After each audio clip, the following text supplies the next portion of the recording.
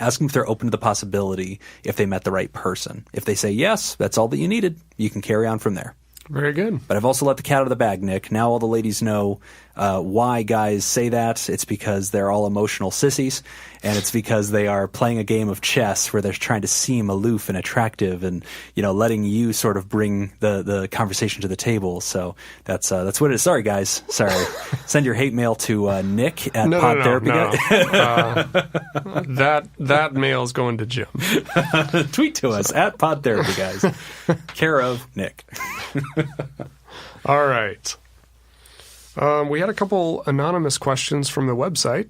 Yeah, we got a couple of anonymous questions from podtherapy.net. Remember, you can go up to the website and you can submit questions completely anonymously. We will never know who submitted them. So we have a couple here, and I thought this was a good one. Nick and I deal with addiction a lot, and so this first question I thought was really on point. What realistically can be done about doctors overprescribing opiate painkillers without their patients fully being aware of the dangers of these medications? Nick, what do you think about that? Here's one of the things that I think we need to educate our doctors. We need to educate the medical community on what's happening with the opioid crisis and what's going on with that.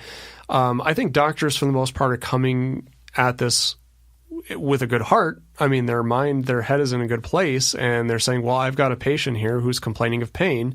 My job is to eliminate that pain. Right. This is a huge discussion that we could probably do a week's worth of podcasts on just about this one topic, because it's so complex. It's not one specific thing. But, part of that too is we have to look at the way that our whole health system is set up. If I'm a doctor and I'm working with a patient with chronic pain, we could sit here and come up with a whole pain management regimen. We can come up with a great treatment plan. We can do all these wonderful things, and that's going to take a lot of time. Or I could just write a script real quick. Right. Get them out, get into the next one. Yeah. Right. There's a big temptation to do that, but I think it has to come down to education. We have to, if we can't educate the doctors, we have to educate the public. Yes. I mean, you as a consumer, you have the right to go in there and actually, kind of challenge the doctor on like, well, why do I need this particular medication? Be an educated consumer of these medications that the doctor is prescribing you. Opiates can be very dangerous. They can work very well for acute pain. For chronic pain, though, they're not effective. That's not a sustainable way of treating chronic pain. It's not. And another thing, too, is this. The opiate crisis has gotten out of control. And so it's time, in my opinion, to bring down some consequences. And that includes for my friends that are physicians. Yes, I'm prepared to inform them. And yes, I'm prepared to help them. I'm also prepared to restrict them. And so, what we're doing in Nevada anyway is we're passing rules that require physicians to give an account for how often they're prescribing these, to what dose they are doing it, and what alternatives have been provided to the client or to the patient that don't continually route them back to narcotic painkillers. That, I think we have to also change the role and the thinking and the perspective of the physician. In my opinion, a physician's role is not to make you pain-free. A physician's role is to increase your functionality. If function is the goal, then opiates only serve a very minimal purpose in that and usually get in the way because they'll usually decrease your overall functioning.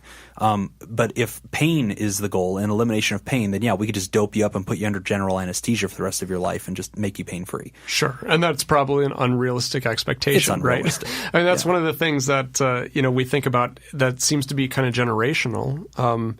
My grandparents probably never had the idea that they were ever going to be pain-free. When you get older, you experience pain. It's like, well, yeah, I'm getting older. Right. But now it's like pain is intolerable to any extent. So educating the patient, telling them, hey, you need to expect some pain. And our job is to try to not relieve that pain entirely, but to increase your function. And then to have people sort of wade into the difficulty of that. But appreciate the question, guys. Keep sending them in. Go to podtherapy.net, and you can send those over to us. Okay, that's all the time we've got for this week's session. Thank you to those who contributed to our show today. We really appreciate it. Remember, pod therapy isn't something you should keep all to yourself. Help us reach others by sharing this episode. You can find it at podtherapy.net, on Facebook at facebook.com/podtherapy. You can tweet us at podtherapyguys, and remember that our episodes are available on all platforms that have podcasts. Help the people in your life by checking in on them and offering an open ear. You never know whose life might be changed by simply being available. I'm Nick Tangeman. I'm Jim Jobin. Thanks, and we'll see you for your appointment next week.